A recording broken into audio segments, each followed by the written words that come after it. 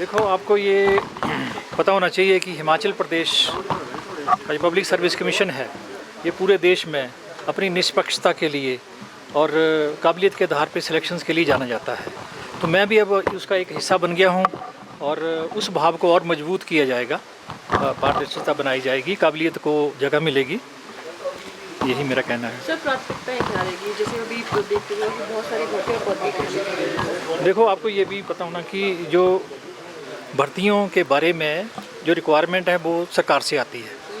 तो सरकार से जो रिक्वायरमेंट आती है वो नियमानुसार कमीशन के अंदर प्रोसेस की जाती है और उसमें कमीशन का यही रहता है कि जितनी तत्परता से उसको कार्यवाही को पूरा करें और सारे प्रोसेस को कंप्लीट करें ताकि पात्र जो हमारे युवा लोग हैं उनको नौकरियां मिलें। सर, ट्रांसपेरेंसी बहुत बड़ा और पारदर्शिता किस तरीके से स्थापित की जाएगी कि पारदर्शी हो पाएगी? तो हाँ, मैंने आपको कहा कि फिर भी पूरे देश में हिमाचल प्रदेश का जो पब्लिक सर्विस कमीशन है ये अपनी पारदर्शिता के लिए जाना जाता है। अगर आप सारे देश में कंपैरिजन करेंगे, फिर भी जहाँ कहीं गुंजाइश होगी हम कमीशन में बैठ के हम सारे लोग इसके ऊपर और जो भी कार्रवाई हो सकती है ज़रूर करेंगे ताकि पात्र व्यक्तियों को कभी इसका उनको चिंतित ना होना पड़े कि पारदर्शिता नहीं है और पता नहीं हमारे चांस हैं या नहीं है। ऐसा प्रयास रहेगा।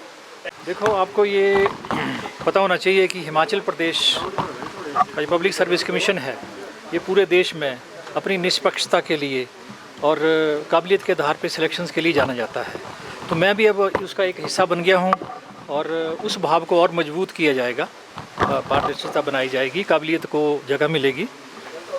यही मेरा कहना है। सर, प्राथमिकताएं क्या रहेगी? जैसे अभी देखते हुए कि बहुत सारी भर्तियां पद भी। देखो, आपको ये भी पता होना कि जो भर्तियों के बारे में जो रिक्वायरमेंट है वो सरकार से आती है।